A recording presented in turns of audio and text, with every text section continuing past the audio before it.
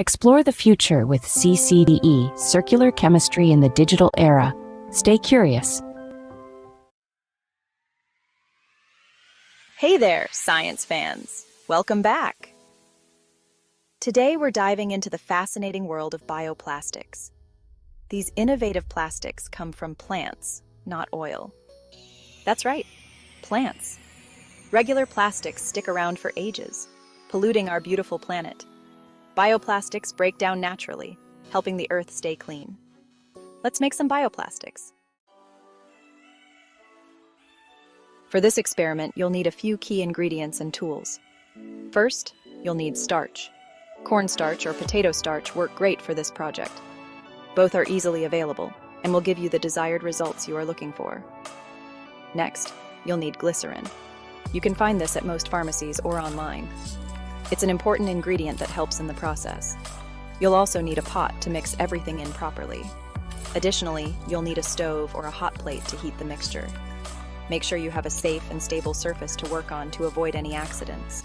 A spoon for stirring is essential, preferably a wooden one. You'll also need a heat-resistant container to transfer the mixture once it's ready to be used. For shaping your final product, a mold is necessary. A cookie cutter or a small dish will do the trick. Be creative with your shapes and have fun. And most importantly, ensure you have adult supervision. Safety first. This is crucial, especially when dealing with hot materials and equipment.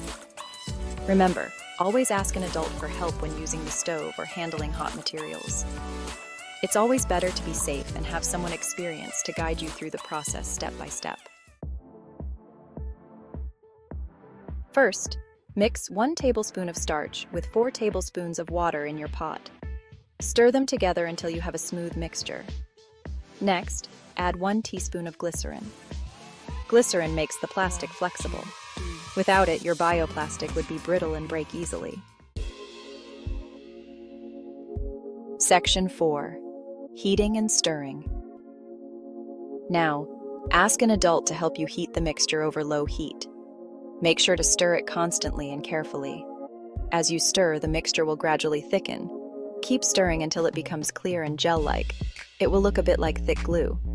Be patient. This might take a few minutes. Section 5. Shaping your bioplastic. This is where your creativity truly comes into play. Once your mixture is thick and gel-like, carefully pour it into your mold. Spread it out evenly to ensure a consistent thickness throughout the entire mold. You can let your bioplastic air dry on a flat surface, or bake it in a preheated oven at a low temperature.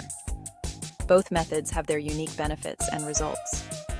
Baking it will help it dry faster, but be sure to monitor it closely to avoid overheating and potential damage. The drying time depends on the thickness of your bioplastic. Thicker pieces will take longer to dry, so patience is key. Check periodically to ensure it's drying evenly and thoroughly. Section 6. The final product. After your bioplastic dries completely, carefully remove it from the mold. You did it. You've successfully created your very own bioplastic piece. It might feel a bit different from regular plastic materials. It could be a little harder or more flexible than expected. Bioplastics. Good for the planet.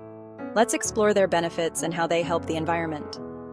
Bioplastics are made from renewable resources like cornstarch and sugarcane. They decompose naturally, reducing plastic waste. Plastic pollution harms animals and our planet. Dispose of bioplastics properly to ensure they break down efficiently.